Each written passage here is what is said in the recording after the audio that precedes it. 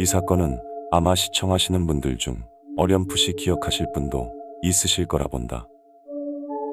2009년 8월 22일 실종된 부산광역시 북구 구포동에 사는 고등학생 이모 군이 실종 한 달 만에 매물도에서 시신으로 발견되었으며 14년이 지난 지금까지도 미제 사건이다. 이 군은 여름방학이 끝나기 이틀 전인 8월 22일 오후 2시 샤워를 한 뒤 간단한 차림으로 집을 나섰다. 집을 나서기 전 가족들이 어디 가느냐고 묻자 이 군은 잠깐 친구와 놀다 오겠다고 말했다. 평상시와 다를 바 없는 모습의 가족들은 잠깐 친구나 만나고 오겠지 라고 여겨 별다른 걱정을 하지 않았다고 한다. 그러나 집을 나간 이 군이 며칠이 지나도록 귀가하지 않자 이 군의 부모님과 누나가 이 군을 찾기 위해 인터넷에 그의 사진과 함께 전단을 올렸고 이를 안타깝게 여긴 네티즌들 사이에서도 화제가 되었다. 이 군은 당일 친구를 만나지 않은 것으로 보인다.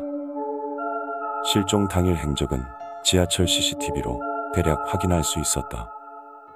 그날 당시 오후 2시 45분에 부산 도시철도 2호선 구명역에서 지하철을 타고 오후 3시 24분에 서면역에서 내리게 된다.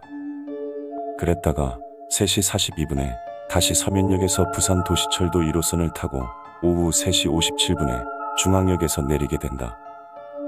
그리고 오후 5시 5분에 부산항 연안여객터미널에서 제주도로 향하는 여객선에 타게 된다. 얼마 후 그를 봤었다는 제보가 들어왔는데 지인들과 여행 중이던 제보자가 부산에서 제주도로 가는 여객선 선실에서 별 생각 없이 찍은 사진 몇 장에 이 군이 우연히 찍히게 된다. 제보자에 따르면 사진은 실종 당일 오후 6시 36분경에 찍은 것으로 이 군은 3등 선실의 구석에 있는 신발장 주변에 앉아 있었다. 그들이 신발을 꺼내다가 이 군의 얼굴에 떨어뜨렸는데 그가 신발을 주워주면서 얼굴을 봤다고 한다. 제보자가 말하길 무척 암울해 보였으며 뭔가 생각에 잠긴 듯 했고 텔레비전도 보지 않고 다른 사람은 안중에도 없이 계속 PMP 영상만 들여다봤다고 말했다.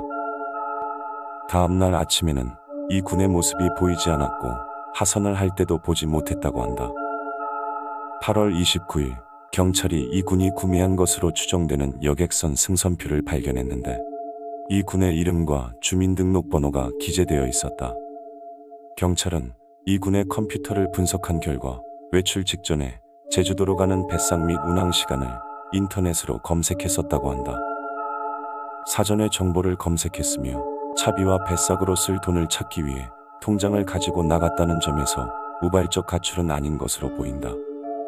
하지만 정작 내렸어야 할 제주항 연안여객터미널 선착장 CCTV에는 이 군의 모습이 찍혀있지 않았다.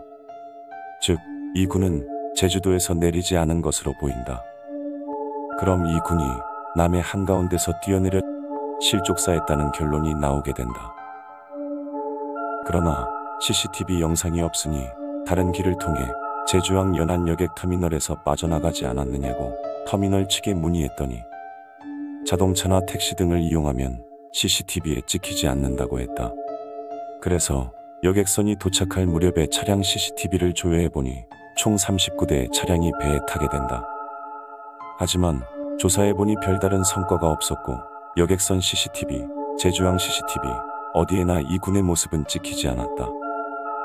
이 군의 가족은 8월 24일 구포지구대에 실종 신고를 했고 이 군의 휴대전화는 다음 날인 8월 23일 새벽 3시 21분에 전원이 꺼졌으며 마지막으로 신호가 잡힌 곳은 전라남도 완도군 청산도 부근이었다.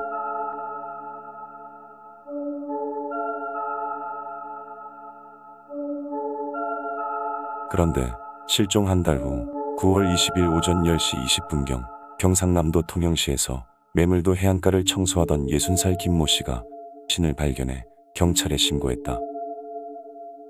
형체를 알아볼 수 없는 남성 시신이었으며 옷은 팬티만 입고 있었다. 5일 후인 9월 25일 김 씨는 시신이 발견된 곳에서 6m쯤 떨어진 곳에 이군의 지갑과 부서진 휴대전화를 발견하고 지갑 안에 있던 학생증을 꺼내 학생증에 나와 있는 학교로 전화를 걸었다.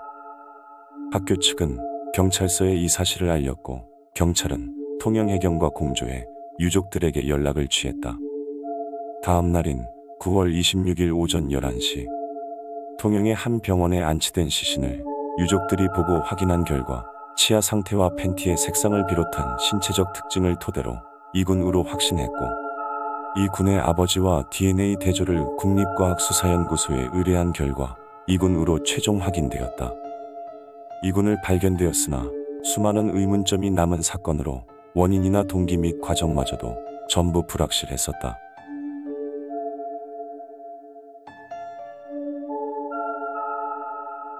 개학을 불과 이틀 앞두고 벌어진 사건이었기에 당시 고등학생이었던 이 군이 일자리를 알아봤다거나 여행을 다녀오려고 했던 것은 아닌 듯하다.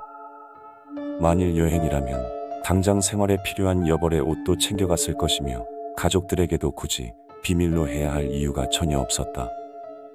이 군은 평소에 내성적인 편이었지만 성적이 우수해 상도 받았고 친한 친구들도 있었다고 한다.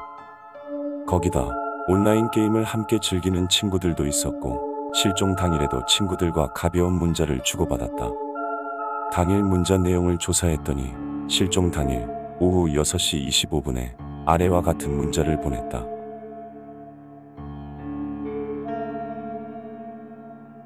이것이 이 군의 마지막 문자였는데 문자를 보낸 시간을 추정 결과 이 군은 이때 여객선에 타고 있었다. 어쨌든 주변 인물들의 공통되는 진술은 굳이 극단적인 선택을 할 이유는 없었다는 것이다. 물론 남들은 모르는 그만의 학교생활 고민이나 따 같은 피해가 있었다면 개학이 가까워지는 것이 그에게 스트레스로 작용했을 수도 있다. 게다가 죽음을 생각을 했더라도 왜 부산에서 멀리 떨어진 제주도 또는 인근 바다까지 가서 했겠냐는 것이다.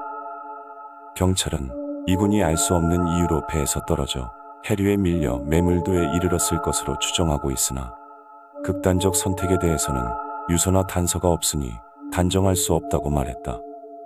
결정적으로는 내 부패가 심해 사인조차 확인할 수 없었다.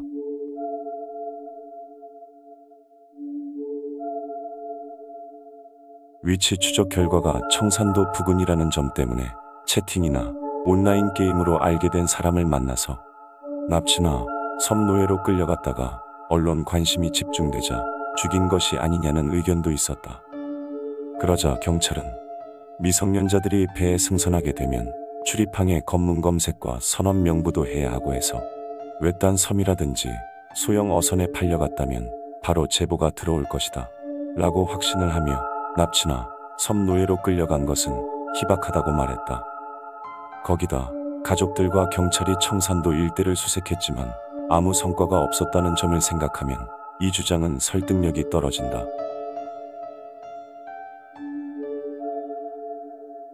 그리고 이 군은 왜 훨씬 싼 학생용 승선표 대신에 굳이 비싼 성인용 승선표를 샀냐는 것이다. 물론 학생용 승선표를 끊으려면 학생증을 보여줘야 하는 만큼 성인용 승선표를 사는 것보다 다소 귀찮긴 하지만 이 군은 학생증을 가지고 있었다. 그래서 경찰은 승선표만 사고 안 탔을 가능성도 생각했는데 승선표에서 본인의 필적이 확인되었으나 본인은 안 타고 다른 사람에게 줬을 수도 있다는 것이다. 아니면 다른 사람과 같이 탄 후 본인은 다른 방식으로 가지 않았겠느냐고 추정하기도 한다.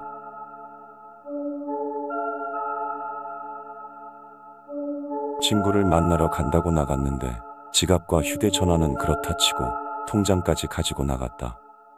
이군의 누나는 처음에는 이군이 가방을 가지고 나가지 않아서 몰랐는데 실종 뒤 방을 뒤지다가 통장이 없어진 것을 보고 통장을 가지고 나갔다는 것을 알게 되었다.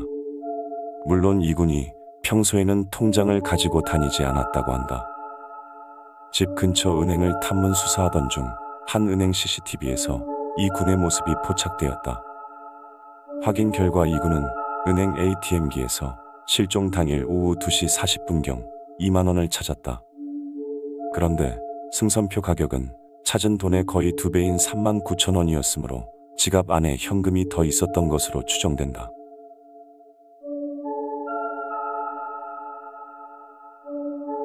발견된 당시 사망 시점이나 사인 추정도 불가능했다. 남아있는 장기 일부를 이용해 혹여나 독극물 검사도 했지만 반응은 나오지 않았다. 사망 시점도 알 수 없지만 이군이 제주행 여객선에 탑승한 후로 오랜 시간 살아있었다고 보기는 어렵다.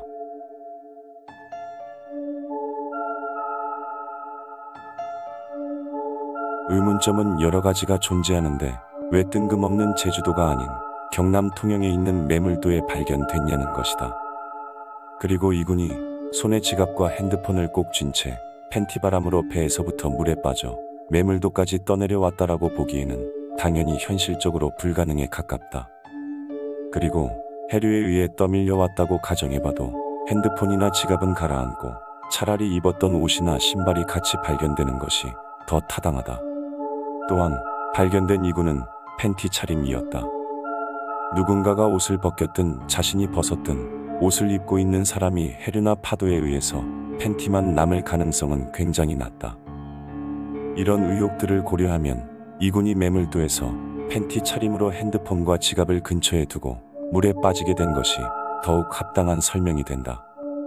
그리고 당연하게도 당시 이군이 부산에서 탑승했던 서경 아일랜드호는 매물도에 정박하지도 않았다.